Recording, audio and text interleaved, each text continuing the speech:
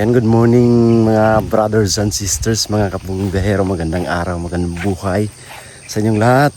At dahil ngayon ay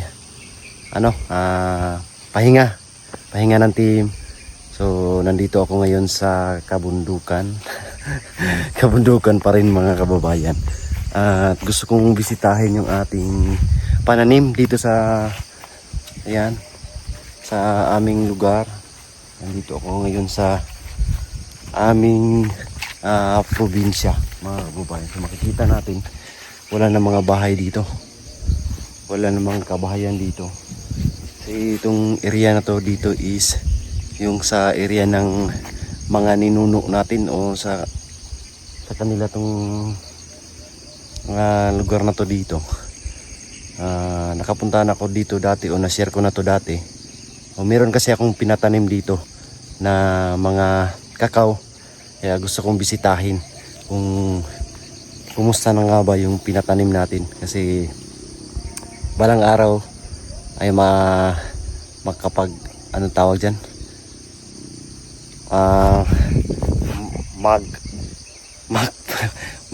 magkapirahan ang tawag dyan, magkapirahan sa yun na dyan. Magkapira din tayo dyan sa kakao pag nagpatanim tayo. Kaya gusto kong puntahan, mga kababayan, at gusto ko ding i-share sa inyo ang ating pagbisita dito sa ating lugar, o sa aming lugar. Kaya samahan nyo ako ngayong araw. Tara, let's go. Yan, so dito tayo, ito yung daanan natin. Lakad lang kasi yung area ko, yung diyan sa kabila, tawid natin dyan. Yan yung area natin. So dito tayo dadaan. Ang area naman na ito, isa pinsan ko to. Dito tayo dadaan. Wala pang dito. Tawag daanan talaga. Ito is luma pa to. Sa laging pa to dati. Daanan na yan. Kaya maglalakad lang papunta rito. Ayan, nandito na tayo sa malapit. So, i-share lang natin. Ito yung mga kakao. Ayan. Ito yung puno ng kakao, mga kababayan. Mga kapatid natin dyan. Ayan yung puno ng kakao. So na-harvest na yan. Kaya wala ng bunga. Makikita natin, tiki-isa na lang ayun. So, wala ng bunga kasi na-harvest na. Yan yung pinag-harvestan. Dito wala na masyadong bunga, pero yung iba meron pa din. Yung kakao. So dito tayo is puntahan natin yung ating area. Merong dito, tubig, tawag sa amin lugot. Maliit na ilog, meron pang palaka. Yan, palaka. Ang laki, palaka.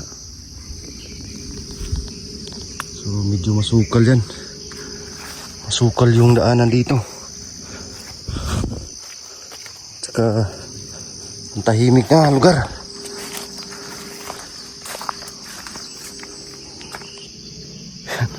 Napakatahimik dito.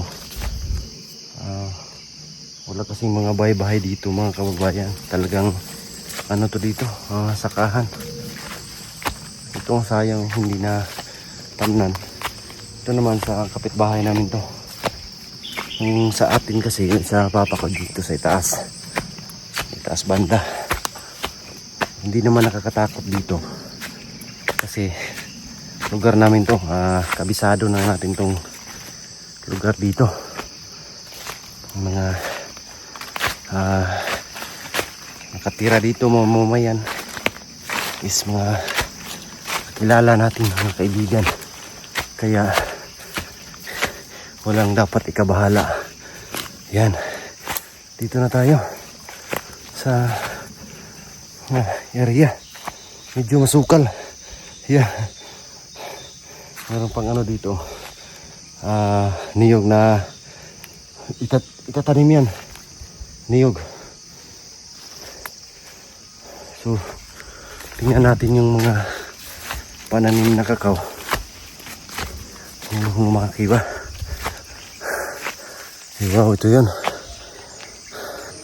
Ayan. Ito na yung kakao na yun. Kikita natin yung mga kakao. Ayan. Tapos, meron ding ano dito ang mais. Maisan. Mais na tanim. Oh, dito may mga mais din. At yung mga kakao yan, nakita natin buhay na. So ito pala is magdadalawang taon na to. Noong itinanim, 2 years old na tong mga kakao na to. Nakita natin na talagang buhay na po. Ayan, drafting yan. So 2 years from now is bubunga na tong mga kakao na tong mga kababayan. Ito yung bunga ng ating pinaghirapan din, ang mga kakao na to. Ayan, yun o, mayroon nang nag-umpisang bumunga. Ayan o, nakakatuwa kasi meron tayong nakikitang improvement, o yung pananim natin is buhay na. Ayan o,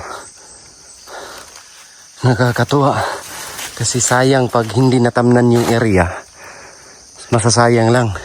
So maigi nito kasi habang tumatakbo yung panahon, meron tayong maharbis pag mabubunga na itong mga kababayan, meron na tayong maharbis. Gaya nito, 2 years old pa lang to, pero ang dami na niyang mga bunga. Yan, ang dami. Pero sa niya ngayon, dapat tatanggalin pa to kasi hindi pa yan pwede pa dalhin ng bunga kasi 2 years old pa lang to eh. Yan, tanggalin yung mga ito tanggalin yan, ito tanggalin. Na lang natin ng konti. Meron ding mga sili dito, mga pananim na sili. Yan, ito yung bukirin natin dito. Yan, na-share ko na to dati, pero ang karaan is masukal pa. Ngayon mayroong tanim na mais. So mga magulang ko yung nagtanim dyan, nag-alaga dito sa ating munting area, mga kababayan. Ayan o, niyog. Yung sinasabi ko na dapat magtanim ng niyog tsaka kakao para may maani tayo pagdating ng panahon. Meron din saging. Ganyan. Ang bilis lang. Ang bilis lang at malaki na yung mga kakao. Meron dito. Ang daming upo. Patula. Meron din mangga. Pero mahal yung pagpabunga niyan, mga kababayan. Kasi medisina, mahal yung medisina. Pampa-spray dyan. So ito lang yung plano natin na kakao tsaka niyog lang. Ayos na yan. Ito yung meron din ang dito, kubo-kubo. Mais. Mais. Tsaka naulan na. Ang tahimik dito po. Napakatahimik. Halos kabundukan yan dyan, mga kababayan. Ayan o. Ang lalayo na. Kita pa tayong skulo. Pero ang lalayo. Dito tayo sa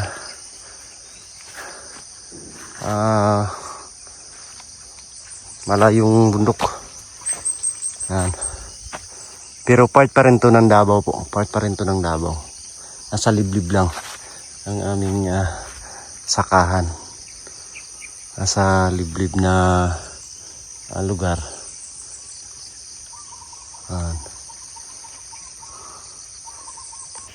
Yan, so merong ano dito. Tawag sa amin is payag-payag to. Kubo. So dyan nilagay yung mga ano, yan, kaya nyan mais. Tapos hindi pa lang na ano mga kababayan. Hindi pa na dingding. Hindi pa na dingding yan. Pahingahan din yan. Kapag nagtatrabaho ka sa bukid, meron kang pahingahan dyan. Hindi pa tapos. At marinig natin dito huni ng ibon. Itong mga mangga pinuputol na kasi hindi hindi mapagkitaan ng mangga dito. Walang magi-spray. Kaya hindi din yan bubunga. Kaya pinalitan natin ng niyog at saka ng kakao. Dito din sa kabila. Dito sa kabila mga kababayan.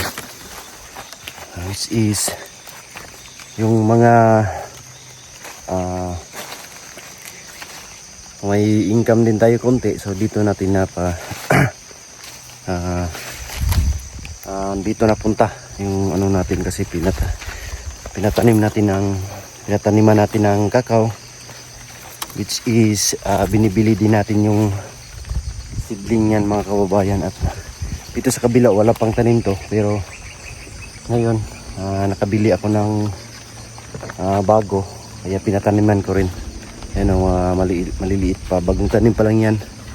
Ito yan, ano pa lang to, 1 week pa lang yan mula nung pagtanim, 1 week yan. So maulan ng panahon, kaya sigurado tayo na mabubuhay yan. Kakao na yan dito rin, yan pinataniman natin. Pag may maipon na tayo konti, yan bibili natin ng seedlings ng kakao. So meron ding durian dito. Durian. Itong durian na to is nasa mga 3 years old to. 3 years old. So ganyan nakalaki. Yung iba nito is siguro na namatay sa panahon ng init. Yan lang yung natira, isa.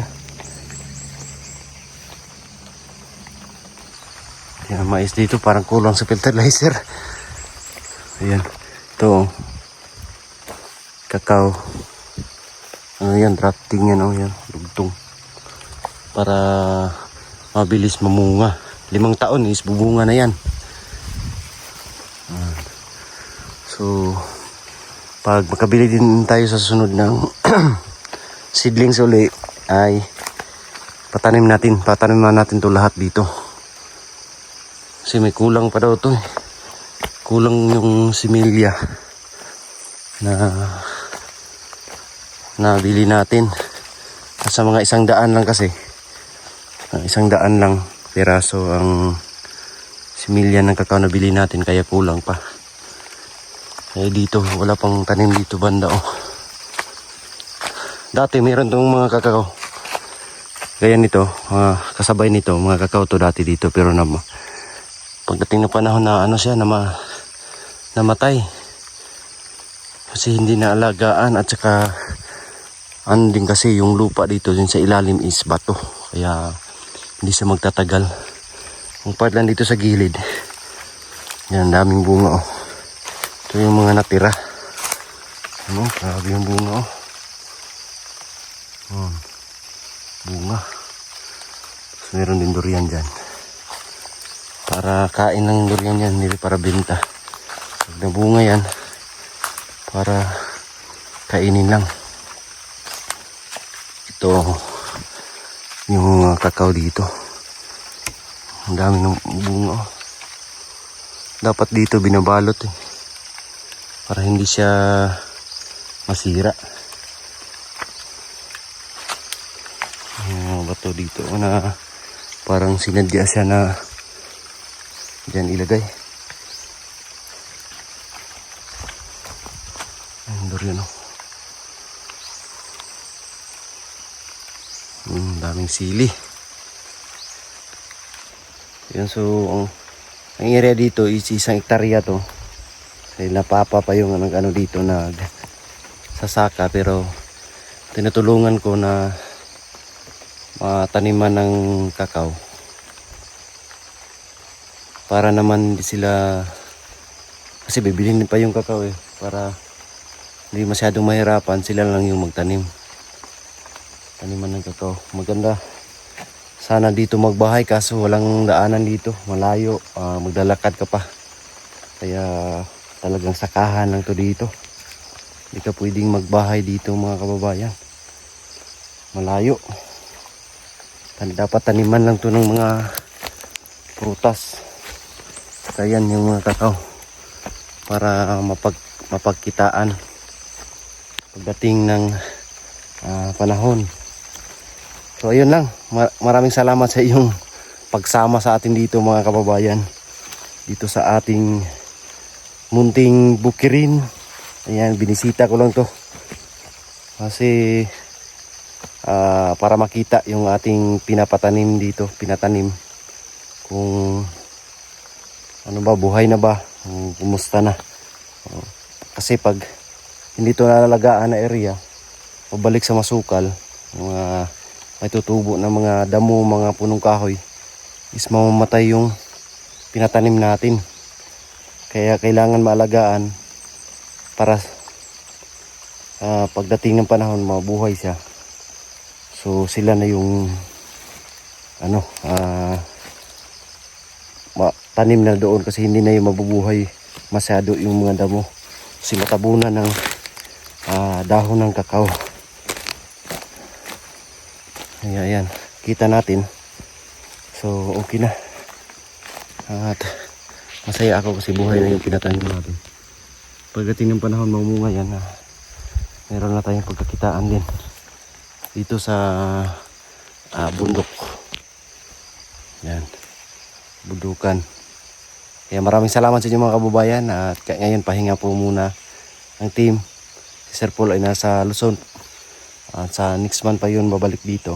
Kaya maraming salamat sa inyong lahat. We love you all. God bless. Shout out po kay Tita Luisa at kay Tito Sergio. Ayan, salamat sa inyong patuloy na pagsuporta sa atin. At sa mga lahat ng charity viewers, maraming salamat sa inyong lahat. God bless. Bye bye.